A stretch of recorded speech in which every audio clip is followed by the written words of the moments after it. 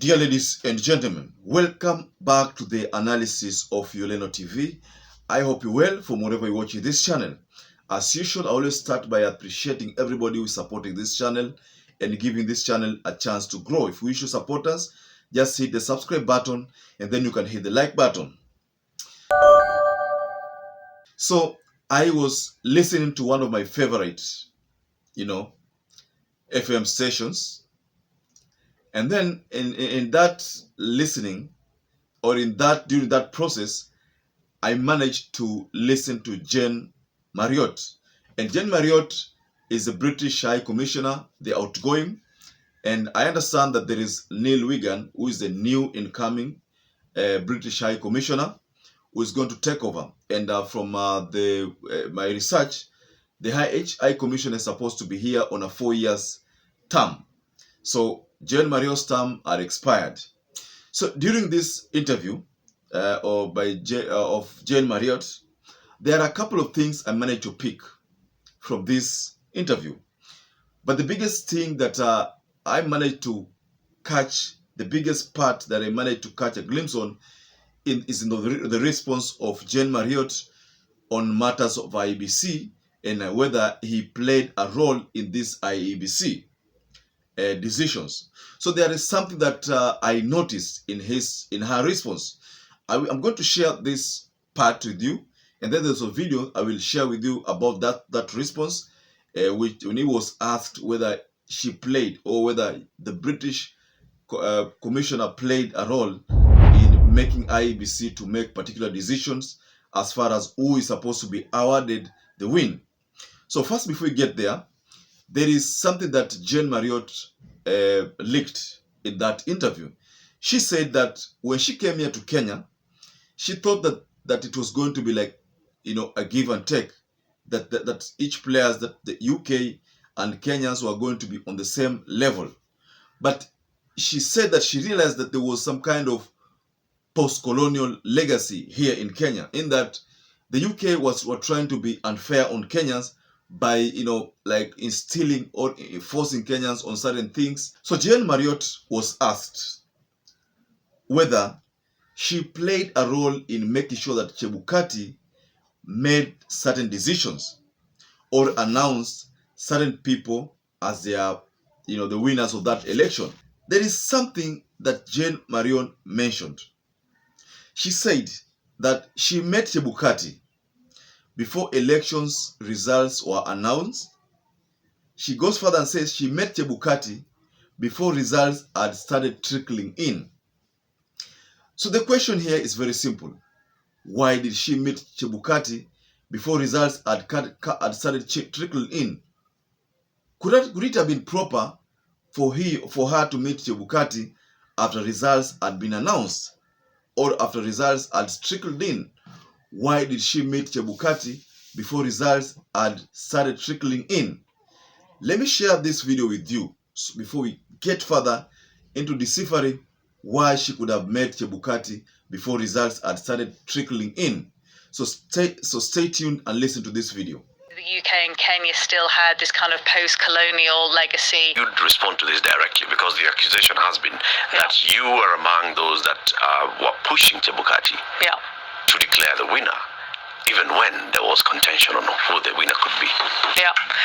I've never had that conversation with Mr. CHEBUKATI, and it's amazing all the number of people who think conversations that I have had that never actually happened. So, I was down at the Bomas, as were many people. I saw Mr. CHEBUKATI.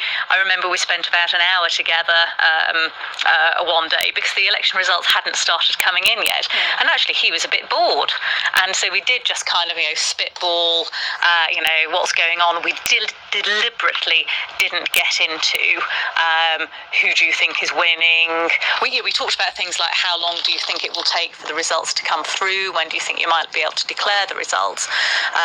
But we were very, very careful, both of us, because I remember one slightly awkward exchange on another one where I said to him, and I remember explicitly saying, I know you can't tell me who has won, but do you know who has won? And I think that, I can't remember exactly when that was, and he said, no, not yet, because we still haven't got all the forms in.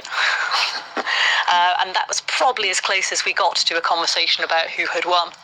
Try to avoid unilateral statements. Myself and the Danish ambassador co-chair something called the Governance Group, which is an informal group of internationals who are sort of interested in Kenyan politics, and would get together informally to talk about what was happening with the elections. We were concerned about the IEBC and whether it had had the right technical capacity building and support to be able to deliver the election. So, dear viewers, this is so interesting. I want to take you back to Muchelule-led commission that started on, I think, late December and then ended in late January. In the Muchelule Commission, during the proceedings, it was revealed that there are people who met Chebukati. The people who met Chebukati, the Army General, Attorney General, Amos Wako, and so many other leaders were mentioned as people who met Chebukati at the wee hours. We never heard Chebukati say that he met Jane MARRIOT. Jane MARRIOT says she met Chebukati. Before results were announced, Chebukati did not say he met Jane MARRIOT. Raila said Jane MARRIOT met Chebukati, but they denied it. But now Jane MARRIOT has revealed that she met Chebukati. So this is where it gets interesting now, ladies and gentlemen.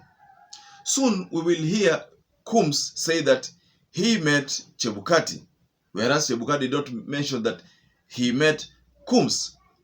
Why did Chebukati say in that commission that he met Jane MARRIOT? I don't know that you getting somewhere. Are we getting somewhere? I mean, ladies and gentlemen, Jane MARRIOT has said in that video that she met Chebukati before election results were announced. What could have been the reason why she met? And let's look at the body language of Jane MARRIOT when she's giving out those details. Jane MARRIOT appears to be someone who is taking this issue lightly. She's like throwing a joke.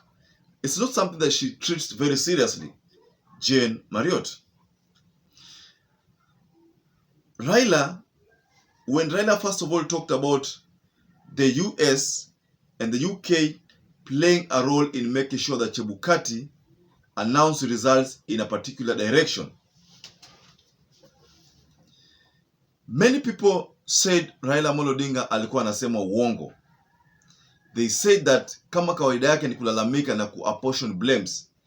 Mind you, Raila has always been claiming that the West did not want him to become a president because he was not pro-West, but he was after supporting China.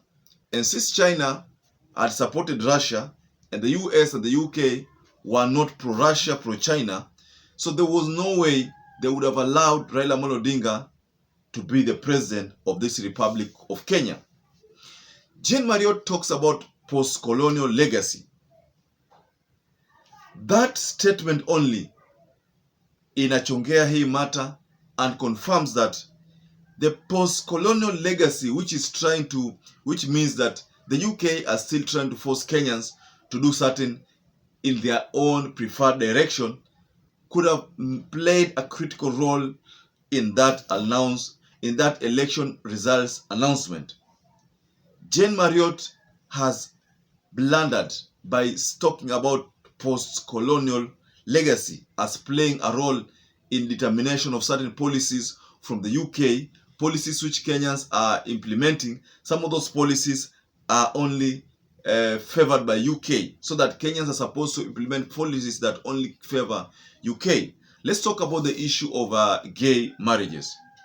US are pro that policy, and Kenyans have adopted the policy of the US. So Kenyans are adopting policies that are only favored by US and UK.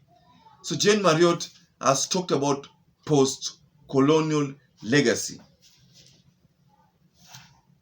Ladies and gentlemen, do you think Raila Amolo Odinga was right when he made those statements?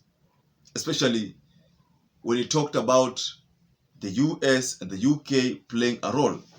You've seen it for yourself, or you heard for yourself in that video, where John Marriott says that they could have assisted the IEBC, but indirectly. That speaks volume, ladies and gentlemen. It says a lot, says that why is it that Chinese did not play a role here, not Russia? Why not South Africa? Why not Japan? Why not South Korea? Why is it that it's only UK and the US, and the only people who are blamed are the two states, the UK and the US? Why? Why not Israel? That speaks volume, and that says a lot, that there could have been some West influence in this matter. Earlier on, Mo Ibrahim Foundation, in that Mo Ibrahim Foundation they say that William Ruto was asked why not sit down with Raila and agree on this issue so that they can quell the tension, and probably going forward, Easy Mambo's the issue. The biggest thing that Raila Amolo Odinga is talking about here is servers to be opened. So Mo Ibrahim was merely trying to tell William Ruto, why not allow servers to be open so that you can deal with this issue directly? You saw the response that William Ruto issued. He literally ran away from that question and apportioned other blames on this matter. Talked about Uhuru Muigai Kenyatta's press statement when during that Jubilee takeover.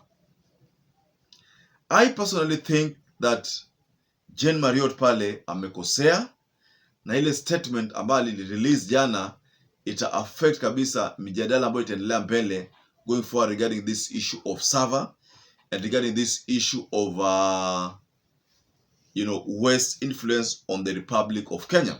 So ladies and gentlemen, let's tell us what to think about this issue. Just tell us what to think about this issue below the comment section. Once again, I'd like to urge you to stay safe and stay blessed until we catch up again in our next analysis.